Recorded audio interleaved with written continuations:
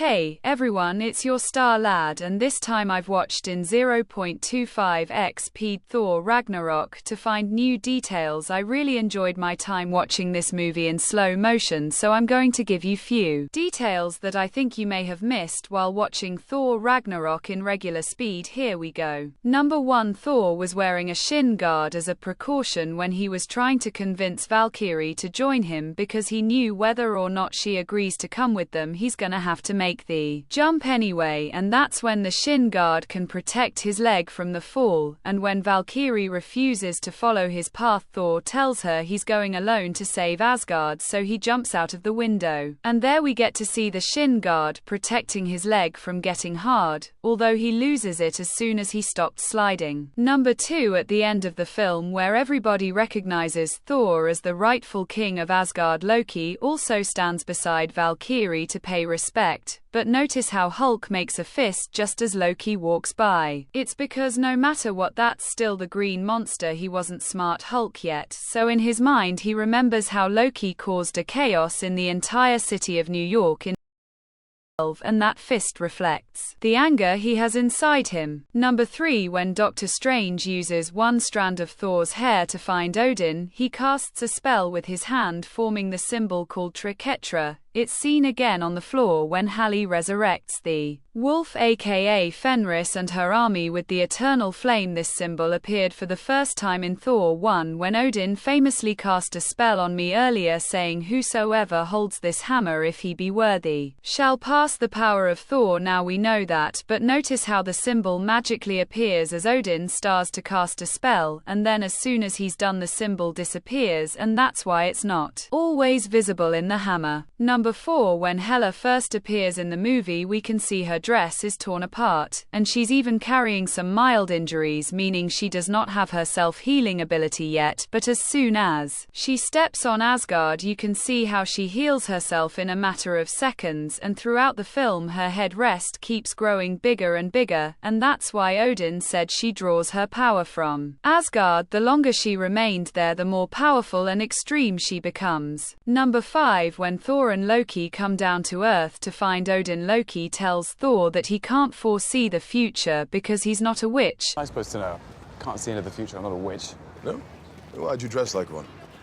Hey. This implies that witches do have the ability to see what happens in future, which is confirmed in Avengers Endgame, where figure mother of Thor recognizes him when he comes back from Number 6. In the Battle of Champions, Hulk with his warhammer hits at the sword of Thor so hard that it burns down. They literally show it for a second before Hulk kicks Thor, sending him slamming into the wall. Number 7. Thor gets knocked out by Hulk and goes unconscious, but when he wakes up he finds himself in a room with Hulk. He looks through the window, and there in the background we see a spaceship taking off, going higher and higher. It's going for a wormhole when boom, one of Grandmaster's patrol ships blows it out of the sky. Number 8. After Bruce Banner finally comes back to his senses, he and Thor are diversed once again because of the Hulk parade, but if you look closely there's a very brief moment where Banner can be seen dancing in the parade shouting Hulk while Thor was looking for him. Number 9. Right after Bruce Banner finally breaks out of being Hulk, he searches through the log of Queen Jet to find out how he ended up being Hulk for 2 years. There we see for a brief moment Hulk and Banner's faces blend together in the screen. This is foreshadowing that in future Banner will indeed find a way to match himself with the green monster and become Professor Hulk, because the script of Avengers Endgame was ready even before Thor Ragnarok began shooting, so at that point everyone at Marvel pretty much knew that Smart Hulk is coming, so they put a subtle clue to foreshadow the coming of Professor Hulk. Number 10. When Thor and Valkyrie were having a conversation about Hela and Asgard, Hulk was playing in the background, bouncing a ball against the wall, and one time he actually fails to catch the ball. He was playing all fine until he started talking to Thor, and that's when he lost his concentration. Number 11. The main theme song of the film is Immigrant by Led Zeppelin, which really took the movie to a different level, and so did some of the lyrics. For example, the line where it says the hammer of the gods will drive our ships to new lands is literally the ending of the film. Because of the climax, Thor and his team rescue all his guardians in a spaceship, and are on their way to make Earth as their new home. Number 12. In the final fight, Thor was using his swords upside down. He got so powerful by the end of the film that he didn't even need a sharp sword to kill. He was literally killing Hele's army with the handles of his swords. Number 13. When Thor arrives in Asgard, he sees many broken murals, and one of them has his face on it. Notice how the mural is cracked exactly through his right eye, foreshadowing his destiny of losing his one good eye, just like his father. Number 14. Thor not able to take a simple electric shock despite being the god of thunder. Well, I did some research, and this is basically what I found. It's not a taser that Thor gets zapped with, it's an obedience disc. Obedience discs are activated by remote controller, which is also used to remove it from the skin of the person it is attached to. Otherwise, the disc cannot physically be removed once activated. An obedience disc is capable of producing extreme electrical shocks to the person it is attached to, causing them great amount of pain and incapacitating them, including highly durable beings like Asgardians in the comics. It even overpowered some of the mightiest beings like the Incredible Hulk and the Silver Surfer. So simple answer is it's not just an electric shock, and neither is it human-made. Maybe and probably it's just too powerful to incapacitate Asgardians as well. Number 15. The insane detail that I was talking about in this scene. Hela not only stopped Mjolnir from hitting her, but also kept hold of it from reaching Thor's hand. If you pay attention to the strap attached to the handle, you can see how it's floating horizontally, going against the forces of gravity by floating flat. It indicates that Thor is calling Mjolnir, but it's not answering because Hela is not letting it go. If you enjoyed this breakdown, then please give me a thumbs up and grab the